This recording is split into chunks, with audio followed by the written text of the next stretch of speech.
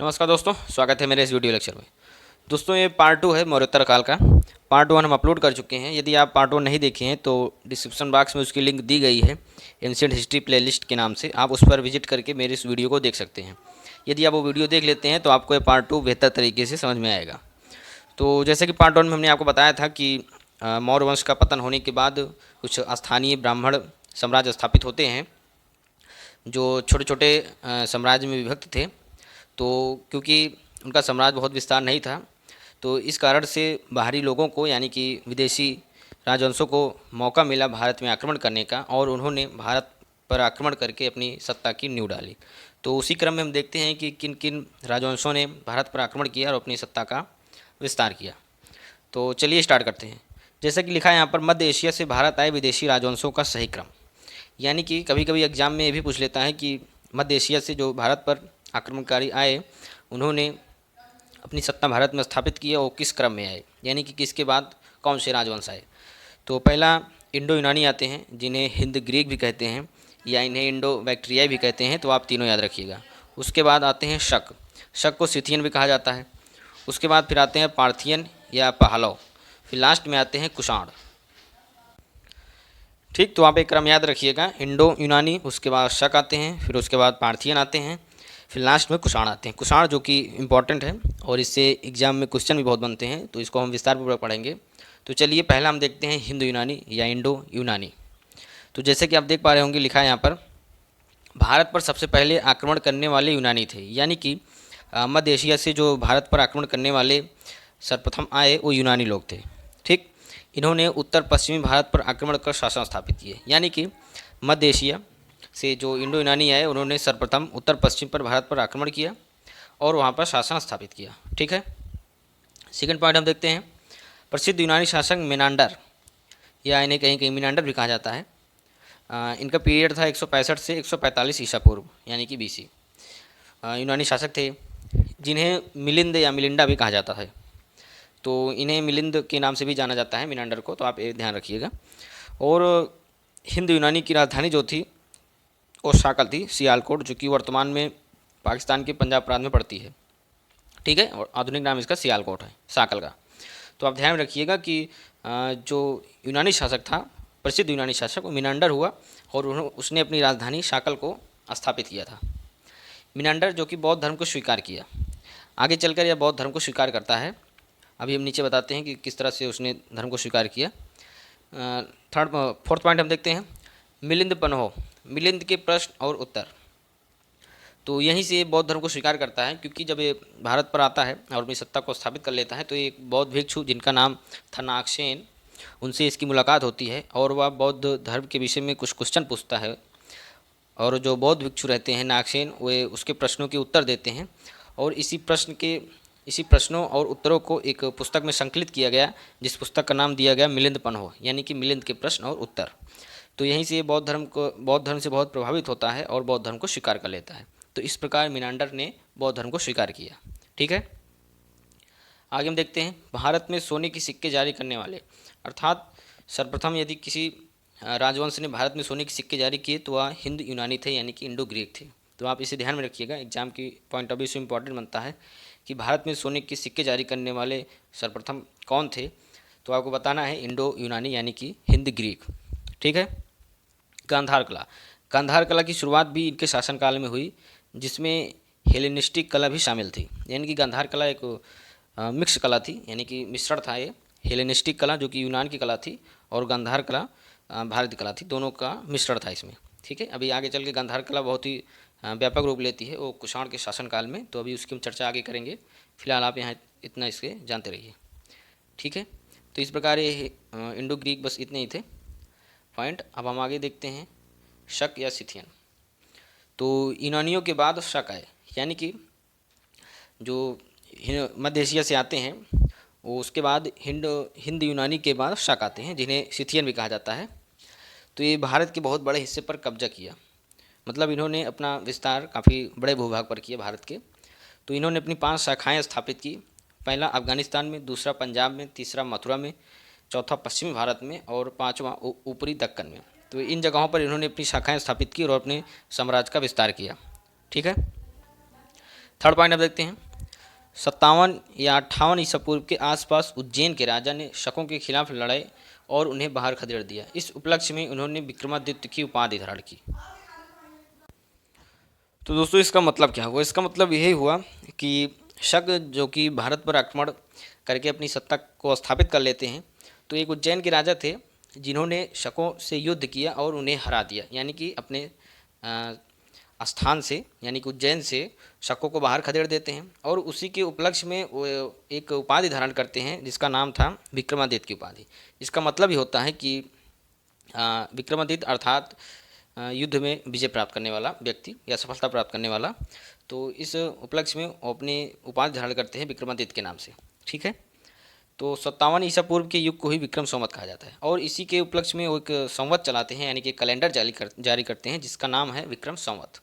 विक्रम संवत जो कि आज के समय में हिंदी पंचांग के नाम से जाना जाता है। जैसे आप महीनों का नाम सुनते होंगे हिंदी के, चैत्र वैशाख ज्येष्ठ आषाढ़, वो विक्रम संवत ही है। ठीक है, तो आप इसे ध्यान में रखिएगा कि विक्रमादित्य ने ही विक्रम संवत को चलाया था। उज्जैन के राजा थे शकों को हराने के उपलक्ष्य में 57 ईसा पूर्व में। ठीक है, तो जैसे कि आप यहाँ देख पा रहे होंगे, लिखा भी है हमने कि विक्रमादित्य एक प्रतिष्ठित उपाधि बन गई जो आगे चलकर भारतीय इतिहास में से 14 विक्रमादित्य हुए, यानी कि 14 व्यक्तियों ने विक्रमादित्य की उपाधि धारण की, जिसमें गुप्ता पीरियड में भी कुछ ऐसे शासक हुए जिन्होंने विक्रमादित्य की उपाधि धारण की। तो आप इसे ध्यान में रखिएगा। ठीक है, नेक्स्ट पॉइंट हम देखते हैं, चांदी के सिक्के जारी किए, यानी कि शकों ने चांदी के सिक्के भी जारी किए। ठीक है, नेक्स्ट पॉइंट है, प्रसिद्ध शक शासक रुद्रदामन प्रथम जिसका पीरियड था 130 से लेकर 150 ईस्वी हुए। उसके बाद इन्होंने एक प्रसिद्ध काम किया, सुदर्शन झील की मरम्मत करवाई। सुदर्शन झील जो कि अशोक के शासनकाल में निर्मित कराई गई थी, जो कि सिंचाई के लिए उपयोग की जाती थी। तो क्योंकि वो ख़राब हो चुकी थी तो उसकी मरम्मत शक शासक रुद्रदामन प्रथम ने करवाया। ठीक है, इसे आप ध्यान में रखिएगा। लास्ट पॉइंट हम देखते हैं, संस्कृत में जारी करने वाला अभिलेख, यानी कि रुद्रदामन प्रथम जो था वो संस्कृत का प्रेमी था, यानी कि संस्कृत भाषा उसको काफ़ी पसंद थी। तो उसने एक अभिलेख भी बनवाया जिसमें उसने अपने राज्य देशों को संस्कृत में खुदवाया है। ठीक है, तो आप ध्यान में रखिएगा कि संस्कृत में अभिलेख जारी करने वाला प्रथम शासक तो रुद्रदामन प्रथम जो कि शक शासक था। ठीक है, तो इस तरह से हमने शक को भी कवर किया। तो अब नेक्स्ट हम देखते हैं पार्थियन, यानी कि पहलव। तो लिखा है यहाँ पर शकों के बाद पार्थियन है, यानी कि इंडो ग्रीक आए, इंडो ग्रीक के बाद फिर शक आते हैं, शक के बाद पार्थियन आते हैं, या इन्हें पहलव भी कहा जाता है। इसमें प्रसिद्ध राजा गोंडो फर्नेस हुए। इन्हीं के समय में संत थॉमस ईसाई धर्म के प्रसार के लिए भारत आए थे। तो इनसे बहुत ज़्यादा एग्जाम में क्वेश्चन नहीं पूछ जाते, तो एक दो पॉइंट हमने इसमें इसलिए मेंशन किया है, तो आप इसे ध्यान में रखिएगा कि इसके प्रसिद्ध राजा गोंडो फर्नेस थे और इन्हीं के शासनकाल में संत थॉमस ईसाई धर्म के प्रसार के लिए भारत आए। ठीक है, लास्ट हम देखते हैं कुषाण, जो कि इंपॉर्टेंट है। जैसा कि आप देख सकते हैं कि हमने इसमें ट्रिपल स्टार भी लगाया है। तो इसके अंतर्गत हमने जिन जिन पॉइंट को इसमें मेंशन किया है, सारे पॉइंट इंपॉर्टेंट बनते हैं एग्जाम के पॉइंट ऑफ व्यू से। तो आप इसे अच्छे से और ध्यानपूर्वक पढ़िए। ठीक है, फर्स्ट पॉइंट हम देखते हैं कुषाण से रिलेटेड, पार्थियन के बाद कुषाण आए। तो जैसे कि हमने आपको बताया है, इंडो ग्रीक आए, उसके बाद फिर शक आए, शक के बाद पार्थियन आए, उन्हीं के बाद कुषाण आते हैं। इन्हें योची या टोचेरियन कहा जाता था। तो ये भी मध्य एशिया से आते हैं, जो कि पश्चिमी चीन के क्षेत्र से भारत में प्रवेश करते हैं। तो इन्हें भी कहा जा सकता है कि ये भी मध्य एशिया से ही भारत में प्रवेश किए थे। ठीक है, और एक टोची या कहीं कहीं से योची भी कहा जाता है, उस कबीले से ये बिलोंग करते थे। ठीक है, भारत में कुषाण साम्राज्य को मध्य एशिया का साम्राज्य कहा जाता है। तो मध्य एशिया का साम्राज्य इसीलिए इसको कहा जाता है क्योंकि इसने मध्य एशिया के लगभग सभी स्थानों पर अपना कब्जा किया, यानी कि अपने साम्राज्य का विस्तार किया।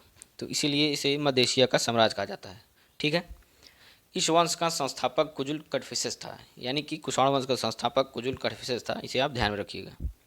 तथा इस वंश का सबसे प्रतापी शासक कनिष्क था, यानी कि संस्थापक तो कुजुल कड़फिसेस थे, परंतु जो सबसे महान शासक हुए या प्रतापी शासक हुए वो कनिष्क हुए। तो नेक्स्ट पॉइंट हम देखते हैं, कुषाणों ने शुद्ध सोने के सिक्के जारी किए, यानी कि अभी हमने आपको बताया कि सोने के सिक्के जारी करने वाले सर्वप्रथम इंडो ग्रीक थे, यानी कि हिंदू यूनानी थे, परंतु यहाँ पर शुद्ध सोने के सिक्के जारी करने वाले कुषाण थे।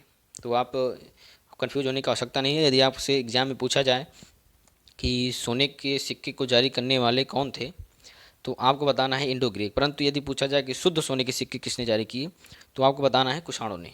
ठीक है, यही डिफरेंस है इसमें। नेक्स्ट पॉइंट हम देखते हैं राजधानी। तो इनकी राजधानी पुरुषपुर या पेशावर थी तथा दूसरी राजधानी मथुरा थी। तो पुरुषपुर या पेशावर वर्तमान में पाकिस्तान में पड़ती है, और मथुरा जो कि आप जानते हैं भारत में पड़ती है, उत्तर प्रदेश में। तो ये इनकी राजधानियाँ थी, आप ध्यान में रखिएगा। ठीक है, नेक्स्ट पॉइंट हम देखते हैं। नेक्स्ट पॉइंट है कि 78 ईस्वी यानी कि 78 AD में कनिष्क ने एक संवत चलाया, शक संवत, जो कि राष्ट्रीय कैलेंडर घोषित हुआ है। तो अभी हमने देखा था विक्रम संवत के बारे में, जो कि विक्रमादित्य ने चलाया था 57 ईसा पूर्व में। उसके बाद कनिष्क जब इसका राज्याभिषेक होता है तो उसी के उपलक्ष्य में इसने एक कैलेंडर जारी किया जिसका नाम था शक संवत, जो कि भारत सरकार के उपयोग में लाया जाता है, और ये राष्ट्रीय पंचांग है या राष्ट्रीय कैलेंडर है भारत का, शक संवत। तो आप इसे ध्यान में रखिएगा, इसे कनिष्क ने ही चलाया था। ठीक है, 78 AD में।